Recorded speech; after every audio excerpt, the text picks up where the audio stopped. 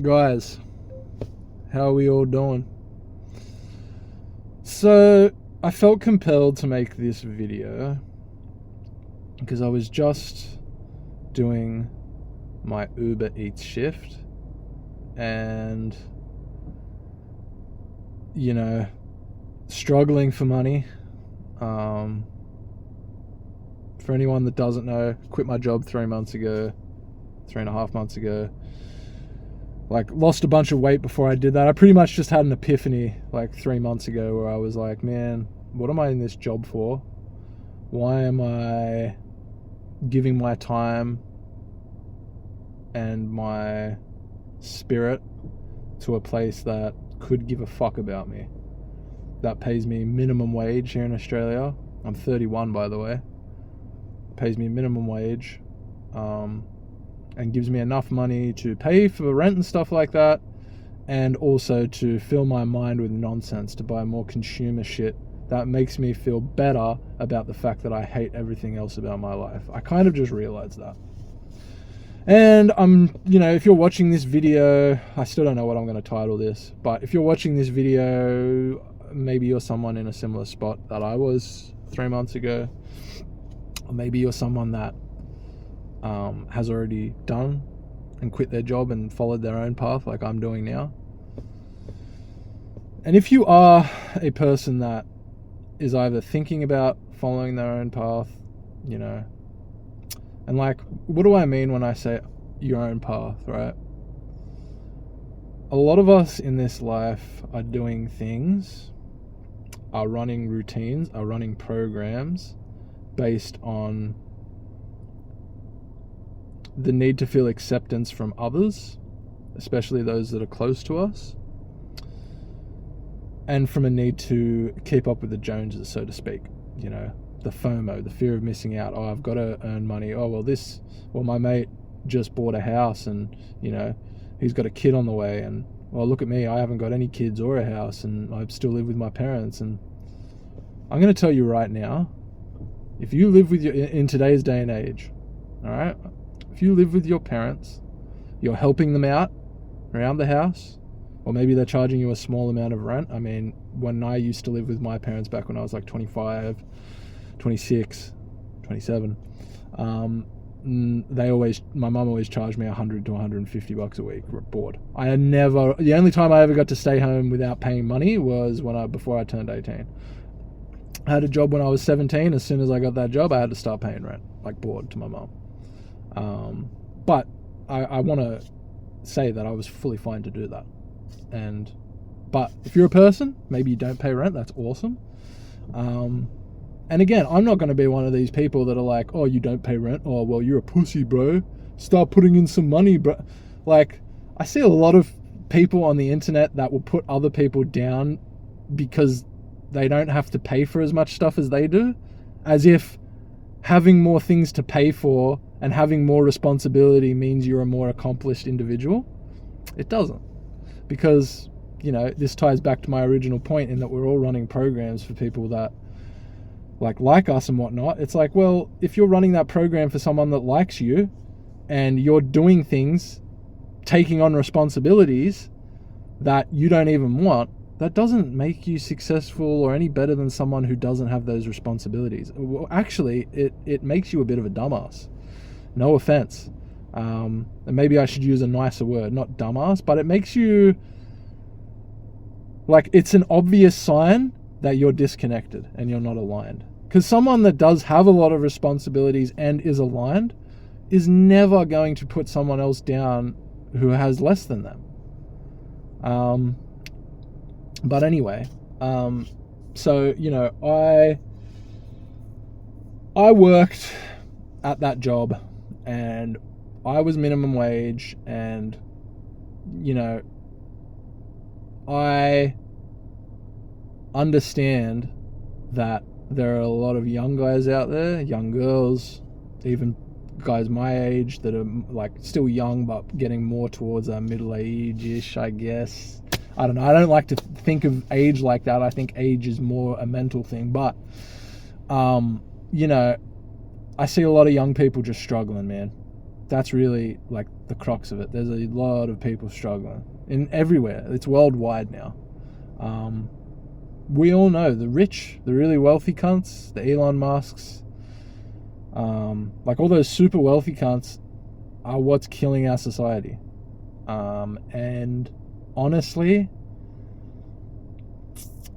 they are perpetuating a culture of hustle, hustle, hustle, get more money, get more, upgrade, upgrade, upgrade, bigger, bigger, bigger. It's fucking in our faces 24/7. Like, I honestly didn't realize this until I detached from it. Because 3 months ago when I left my job, I had no savings. I had nothing saved up. I have debt. I still have debt. I decided that I wanted to try to do personal training because I got myself in a pretty good shape. Like 6-pack and all, and I thought, and I really do like working out. I've been doing it since I'm 20. I actually do enjoy it. And it's probably something I will do in the future, personal training.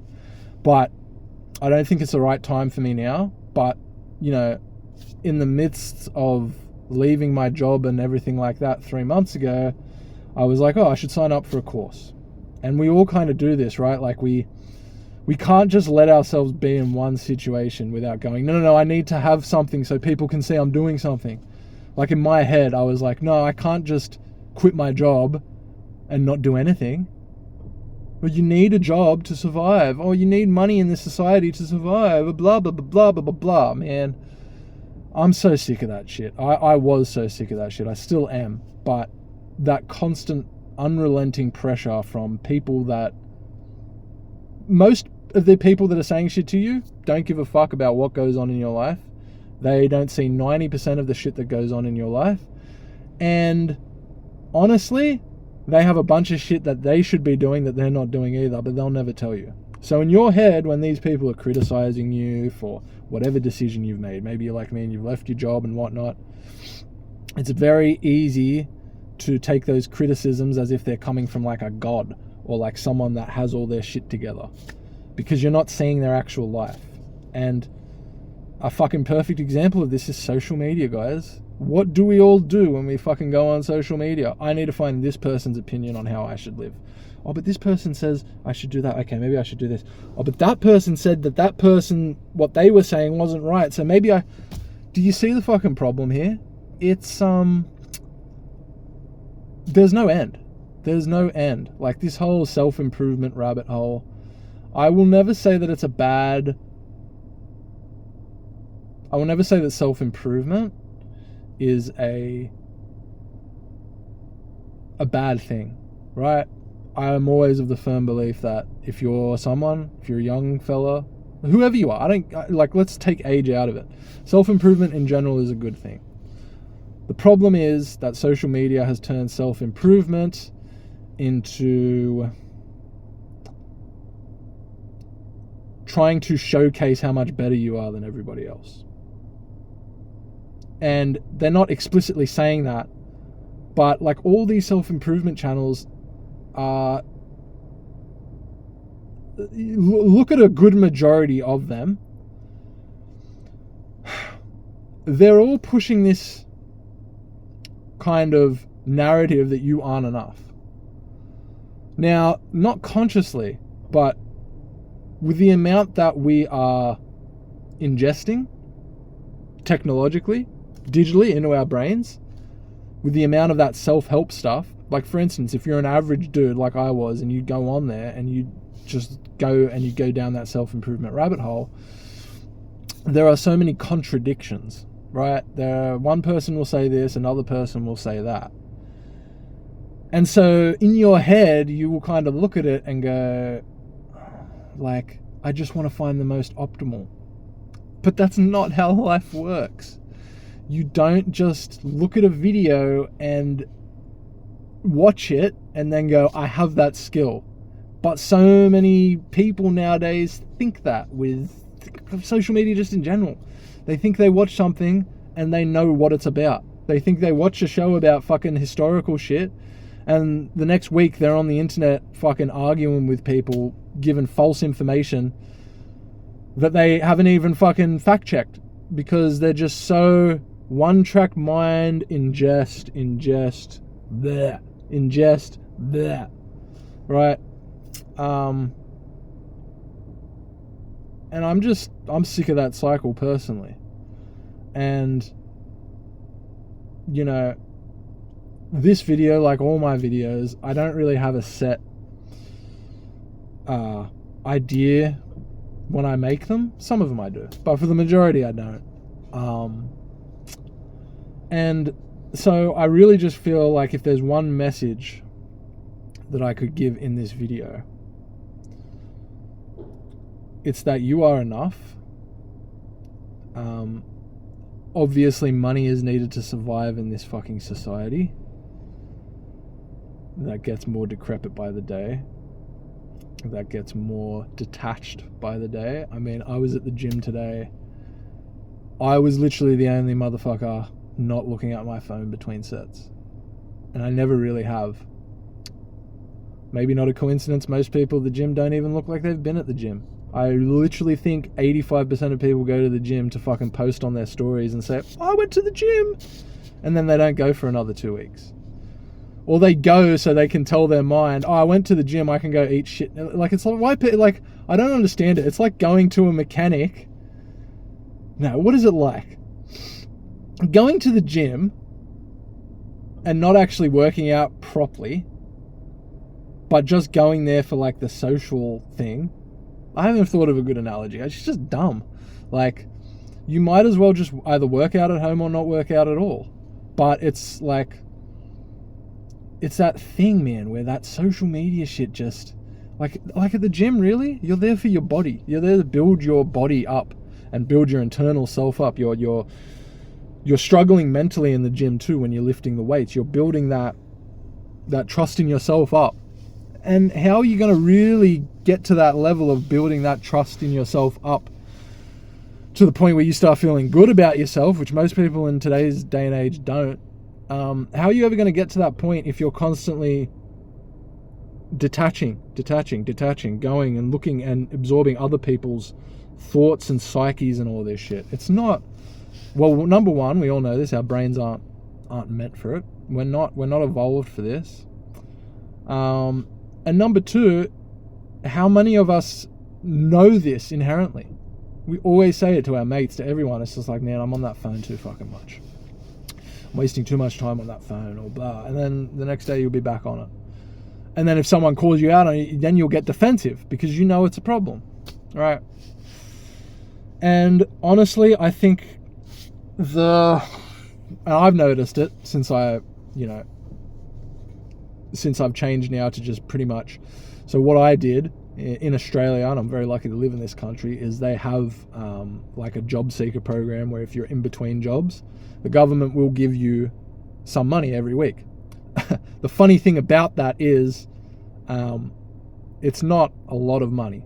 Like if you were just trying to survive on that payment, which is what they say people should be doing, it's not even enough to cover fucking 1 week's worth of rent. You get like $200 $200 a week, $200 or $300 a week.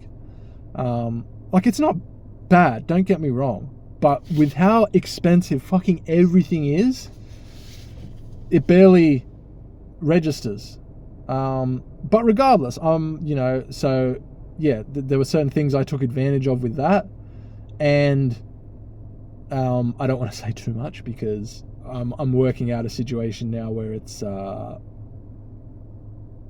doesn't matter anyway, but pretty much I'm at a point now where I'm doing my Uber Eats shifts and the money I'm making is just enough for me to survive, and like way less than I was earning before, but somehow, and this is I guess what I'm really getting at, somehow, even though it's less than what I made before, quite a bit less, and there are some weeks, like there are some days where I just go without food, or I have less